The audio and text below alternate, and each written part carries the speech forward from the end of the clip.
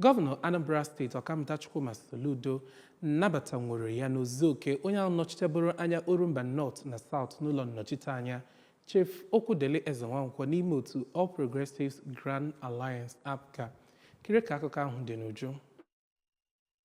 Mgbe ọ na-ekwu okwu na ya bụ mgbakọba nke mmadụ karịrị 10,000 na Nanka ka gọvanọ kọwara APGA dịka okpukpe otu nakwa ụlọ nye mmadụ ọbụla chọrọ ezi agamniru na steeti a ma too wọdụ nke mbụ na nke abụọ na Nanka bụ ndị gbara ndị nke mbụ na ndị nke abụọ n'Orumba North na ya bụ mmeri eji wee rọpụta Chief Emmanuel Nwachukwu na senatorial by election. Gọvanọ Soludo bụ onye kwuru na APGA nwere mmeri na 118 ward nke dị na Anambra South. Kenere ndị mmadụ otu ha si nnọọ pụta n'igwe wee nye nkwado ha ma tokwa onye isi ala Ahmed Tinubu nakwa ndị Independent National Electoral Commission INEC n'ihi ịgbarosi ụkwụ na ike ha nye ịtụ akwụkwọ na nhọpụta nke ojoro na-adịghị n'ime ya.